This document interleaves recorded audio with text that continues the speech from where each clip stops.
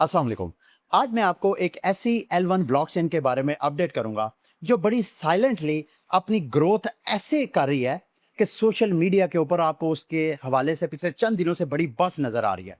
मैं बात कर रहा हूं कैंटन नेटवर्क की। कैंटन नेटवर्क जिसका सीसी टोकन है। ये बैकग्राउंड पे डीफाई लामा का पेज आप चेक कर सकते हैं। इसमें अगर आप डीफाई लामा में जो चेन रेवेन्यू उसकी कैटेगरी में जाएंगे तो आपको नंबर 1 पे कैंटन नजर आएगा। दूसरे पे भी देखें, तीसरे चौथे, ये सारी चेन्स रेवेन्यू वाइज उसकी जो आपको सारी डिटेल मिल जाएगी। लेकिन अगर आप सोशल मीडिया पे भी देखें तो यहां पे आप क्लियरली देख सकते हैं कि कैंटन नेटवर्क का जो चेन रेवेन्यू है, यानी ये जो ब्लॉक चेन्स हैं अपनी ब्लॉक स्पेस रेंट आउट करती हैं, अपने टोकन्स की जो ट्रांजैक्शन फीसें हैं उनको आप चेन का रेवेन्यू आप कह सकते हैं। तो अगर आप इनको कैंटन नेटवर्क को ट्रोन और इथेरियम के साथ कंबाइन, इन दोनों के रेवेन्यू, ट्रोन के ऊपर क्यों आपको रेवेन्यू नजर आता है? क्योंकि ट्रोन के ऊपर जो मेजर ड्राइविंग फोर्स है वो स्टेबल कॉइन है।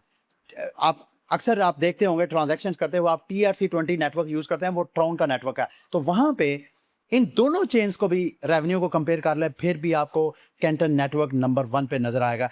मैं आज एक्चुअली इस वीडियो में आपको एक्सप्लेन करना चाहता हूं कि ये जो आपको कैंटन नेटवर्क के हवाले से सोशल मीडिया पे हाइप नजर आ रही है, क्या ये एक आर्जी हाइप है जो कि क्रिप्टो में एक रूटीन होता है? जब कभी भी किसी ब्लॉकचेन या प्रोटोकॉल की कोई पार्टनरशिप होती है, कोई बर्निंग या इस तरह की कोई बुलिश न्यूज आती है तो उसकी प्राइसेस अच्छा खासा बम्प करती है। क्या ये एक आर्जी हाइप है या कि वाकई ये फंडामेंटली एक ऐसा स्ट्रॉन्ग प्रोजेक्ट है जो कि आने वाले वक्त में एक हिडन जेम के तौर पे काम कर सकता है? और अगर इसकी प्राइस के ऊपर आप नजर डालें तो इसके टोकन की प्राइस तकरीबन 5 सेंट लोएस्ट ऑल टाइम लो है इसका, और इसी साल इसने अपना नया ऑल टाइम हाई भी बनाया था जो कि तकरीबन 21 सेंट के 20-21 सेंट के करीब बनता है। तो इस वक्त प्राइस जो है अपना ऑल टाइम हाई बनाने के बाद अगर वीकली चार्ट पे देखें तो आपको कंसोलिडेशन करती हुई नजर आ रही है। तो इसके फंडामेंटल्स को स्टडी करना बहुत जरूरी है। तो मैंने सोचा ये वीडियो बना के आपको सारा एक्सप्लेन करता हूं। तो सबसे पहले इसको थोड़ा जो मार्केट के प्लेयर्स हैं उनके साथ कंपेयर करके मैं आपको एक्सप्लेन करता हूं, ताकि विद रेफरेंस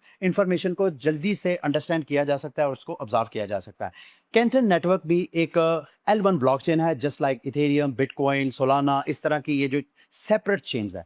लेकिन इसका कंपैरिजन अगर आपने टेक्नोलॉजी वाइज करना है तो इसका ना BTC से कंपैरिजन हो सकता है ना इथेरियम से। गो के इथेरियम की तरह ये भी एक स्मार्ट कॉन्ट्रैक्ट वाली चेन है, लेकिन इसका जो सही मायनों में आप कंपैरिजन कर सकते हैं वो एवलांच के साथ कर सकते हैं या पोल्काडॉट की तरह की जो चेन्स हैं, यानी जो नेटवर्क ऑफ नेटवर्क्स, जो इंटरनेट ऑफ ब्लॉकचेन्स जिन्हें आप कह सकते हैं।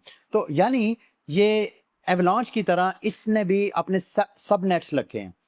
कैंटन नेटवर्क एक ऐसी चेन है जैसे पोल्काडॉट है, उसमें कोई बंदा भी अपनी एक ब्लॉकचेन लॉन्च कर सकता है जो कि जो पोल्काडॉट की चेन है उसके साथ कनेक्टेड होती है। इसी तरह एवलांच की जैसे चेन के साथ जो नई चेन्स आप लॉन्च कर सकते हैं वो नई चेन्स उसके सबनेट कहलाते हैं। सेम कैंटन नेटवर्क भी तकरीबन इसी फॉर्मेट के साथ टेक्नोलॉजी वाइज काम करता है। वो कि इसका जो स्मार्ट कॉन्ट्रैक्ट लैंग्वेज है वो उनसे डिफरेंट है, और लेकिन मेन चीज जो इसको डिफरेंट करती है इन दोनों से, वो कि दोनों ये जो स्पेशली एवलांच है ये इंस्टीट्यूशन फोकस चेन समझी जाती है। लेकिन अगर आप स्टेटिस्टिक्स को देखें, डाटा को देखें, तो आपको पता चलेगा कि एवलांच और पोल्काडॉट दोनों आपको इस डोमेन पे फेल होते हुए नजर आ रहे हैं अगर हम इसको कैंटन नेटवर्क के साथ कंपेयर करेंगे। तो कैंटन नेटवर्क में ऐसी कौन सी चीज है जो कि आपको इसको विन विन सिचुएशन देती है? और अगर आप डीफाई लामा में मजीद इसको थोड़ा सा स्टडी करें, मिसाल के तौर पे अगर आप इसको डीफाई लामा में स्पेशली इसके कैंटन नेटवर्क के डाटा को चेक करें तो आप हैरान को तौर पे देखेंगे कि यार इस चेन का जो TVL है वो सिर्फ यानी $500,000 यानी लेस देन 1 मिलियन इसका TVL है। लोगों ने इस चेन के ऊपर $1 मिलियन भी इस पे लॉक नहीं किया हुआ, लेकिन इसके बावजूद इस चेन का रेवेन्यू अगर आप देखें तो चेन का रेवेन्यू आपको अच्छा खासा नजर आ रहा है। और अगर आप इसके इकोसिस्टम में देखें तो सिर्फ 2 प्रोटोकॉल है, और ये वजह भी है, इसी वजह से आपको TVL भी नजर आ रहा है, हाईएस्ट TVL ही नजर आ रहा है। और अगर आप इसको इथेरियम के साथ कंपेयर करें तो इथेरियम का TVL आपको, अगर आप यहाँ पे देखें ये TVL इसका, तो आपको तकरीबन $41 बिलियन का इथेरियम का TVL नजर आएगा। और अगर आप इसको TVL को साथ रेवेन्यू के साथ कंपेयर करेंगे, चेन रेवेन्यू, तो फिर आपको दोनों में चींटी और जो हाथी है उसका फर्क नजर आएगा। यानी 7 बिलियन का टीवीएल, और जिसके ऊपर ये चेन तकरीबन को 5 लाख के करीब रेवेन्यू जनरेट कर रही है। तो इसकी वजह यह है कि जो कैंटन नेटवर्क है, जस्ट लाइक मैंने आपको एक्सप्लेन किया कि एवलांच की तरह वो इंस्टीट्यूशन बिल्ड ब्लॉकचेन जो है वो बनाई गई है। और जस्ट लाइक एवलांच, इस पे भी जब कोई इंस्टीट्यूशन अपनी ब्लॉकचेन लॉन्च करना चाहता है तो वो अपना सबनेट लॉन्च करता है। ये सबनेट एक कंप्लीट सेपरेट ब्लॉकचेन होती है।